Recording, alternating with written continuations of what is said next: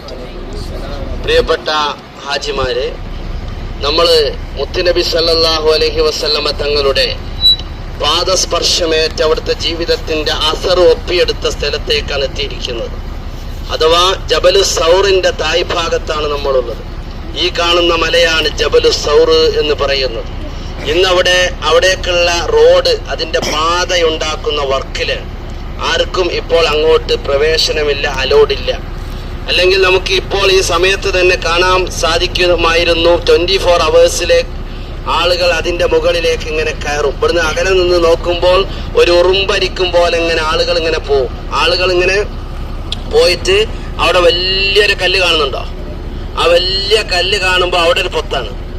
ആ പൊത്ത് കഴിഞ്ഞാൽ രണ്ടാമത്തെ സ്റ്റേണിലാണ് സയ്യിദുനാ റസൂലുള്ളാഹി സല്ലല്ലാഹു അലൈഹി വസല്ലമ തങ്ങൾ പോയി അവിടുന്ന് 3 ദിവസം താമസിച്ചത്.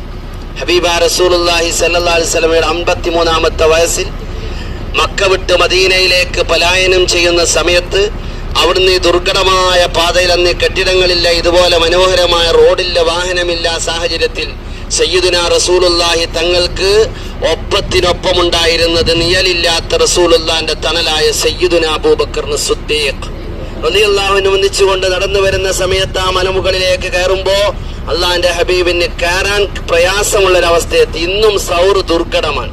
ജബൽ നൂറിനെ പോലെ അത്ര സിമ്പിളായിട്ട് കയറാൻ പറ്റുന്ന മലയല്ല ജബലു സൗർ. അത് പ്രയാസമുള്ള, വളരെ പ്രയാസമുള്ള ഒരു മലയാണ്.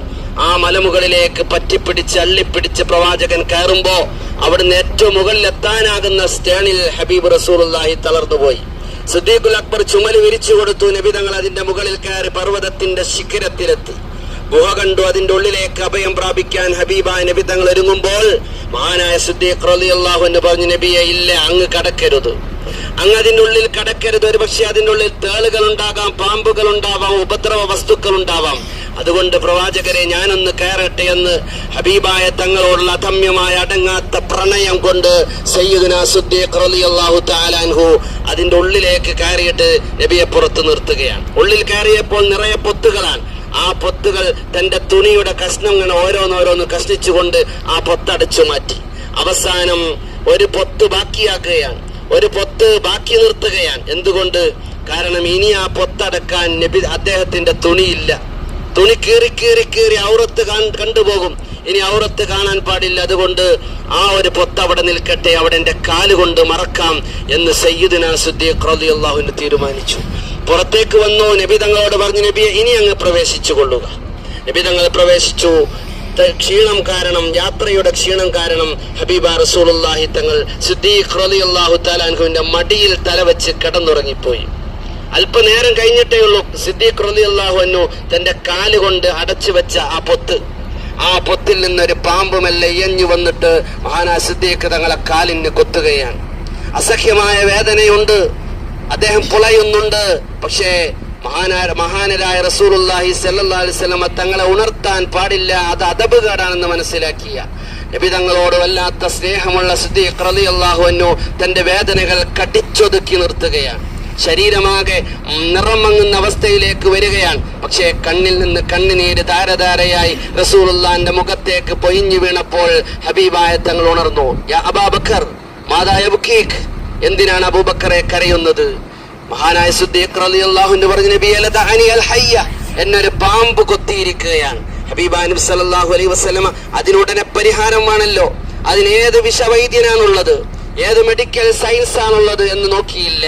അവിടുത്തെ ഷറഫാക്കപ്പെട്ട ഉമിനീർ, ആ ഉമിനീർ എടുത്തുകൊണ്ട് ആ മുറിവേറ്റ ഭാഗത്ത്, പാമ്പ് കൊത്തിയ ഭാഗത്ത് പുരട്ടിക്കൊടുത്തപ്പോ ഫബരിഅ ബിഹാ, അതുമൂലം സിദ്ദീഖുൽ അക്ബർ റളിയല്ലാഹു അൻഹുവിന്റെ വിഷം ഇറങ്ങിപ്പോയി, വേദനകൾ നീങ്ങിപ്പോയി, ആശ്വാസമായി. ആ സംഭവം നടന്ന സ്ഥലമാണ് ജബലു സൗർ. ശത്രുക്കൾ, നബി തങ്ങൾ വന്നല്ലോ, ശത്രുക്കൾ നബിയെ പിടികൂടാൻ വീടുകൾ വളഞ്ഞു. വീട് വളഞ്ഞപ്പോൾ നബി തങ്ങളെ പിടികൂടാൻ കഴിഞ്ഞില്ല എന്ന് മാത്രമല്ല, നബി തങ്ങൾ ഒരു പിടി മണ്ണ് വാരി എറിഞ്ഞപ്പോൾ അത് അവരുടെ കണ്ണിലേക്ക് മുളകുപൊടി എറിഞ്ഞ പോലെ അവർക്ക് കണ്ണ് കാണാതെ കഅന്നഹും അഅമ, അവരന്തരായി മാറിയ രംഗം. ആ സമയത്ത് നബിയെ കൊല്ലാൻ കഴിയാത്ത അരിശം കൊണ്ട് നിൽക്കുന്ന ആ ധിക്കാരികളായ കുഫാറുകൾ എങ്ങനെയാണ് മുഹമ്മദ് നബിയെ കൊല്ലാൻ കിട്ടുക അന്വേഷിച്ച് ആ മലയുടെ മുകളിലും എത്തി.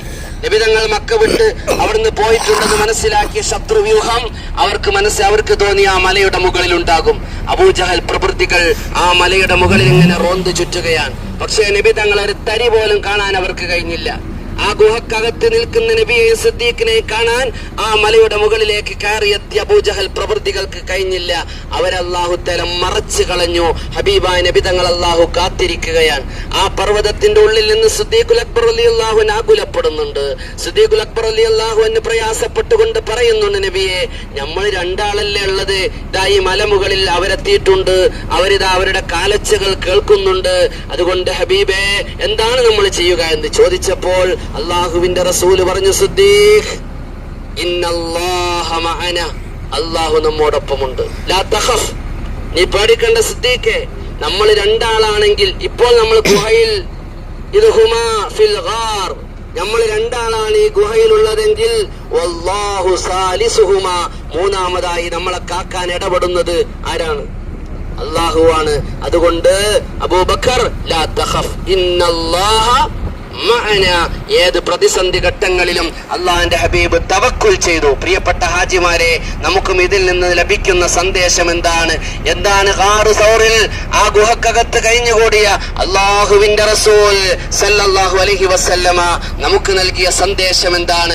ലോകത്തിന് നൽകിയ സന്ദേശം എന്താണ്? എക്കാലത്തുമുള്ള നമുക്കുള്ള സന്ദേശം എന്താണ്? നമ്മൾ ഏത് കുടുക്കിൽ കുടുങ്ങിയാലും, ഏത് പരീക്ഷണങ്ങൾ നേരിട്ടാലും, ഏത് പ്രതിസന്ധികളിൽ അകപ്പെട്ടു കഴിഞ്ഞാലും ഫതവക്കൽ അലല്ലാഹ്, അല്ലാഹുവിൽ ഭരമേൽപ്പിക്കണം. അല്ലാതെ ഒരു തുണ്ട് കയറെടുക്കുന്നവരുണ്ട്. നിർമ്മലമായ മനസ്സിന്റെ ഉടമകളായ പലരും ഒരു തുണ്ട് കയറിൽ ജീവനൊടുക്കുന്നവരുണ്ട്. പ്രയാസങ്ങൾ, പ്രതിസന്ധികൾ കടന്നു പോകുമ്പോൾ, എന്നാൽ ആ പ്രയാസങ്ങൾ, പ്രതിസന്ധികൾ തീച്ചൂള പോലെ കടന്നു വന്നാൽ പോലും അവിടെ നമ്മൾ ഒരിക്കലും പതറാതെ അള്ളാഹുവിൽ ഭരമേൽപ്പിച്ചാൽ അവിടെ വിജയമുണ്ട് എന്ന ഏറ്റവും വലിയ സന്ദേശമാണ് സൗറുമല നമുക്ക് നൽകുന്നത്.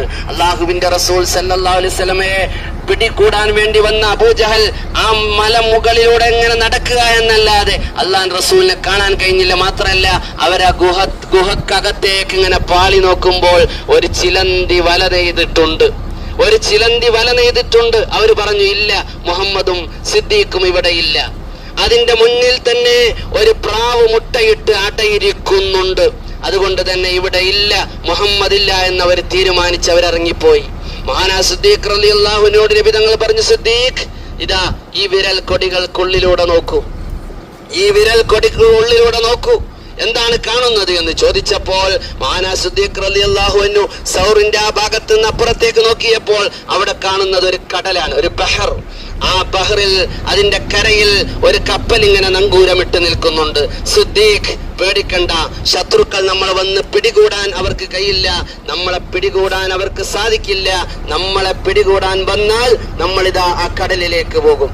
ആ കടലിലുള്ള കപ്പലിൽ കയറും. അത് നമുക്ക് രക്ഷപ്പെടാനുള്ള കപ്പലാണ്. അതിന്റെ കപ്പിത്താൻ ഞാനാണെന്ന് സയ്യിദുനാ റസൂലുള്ളാഹി.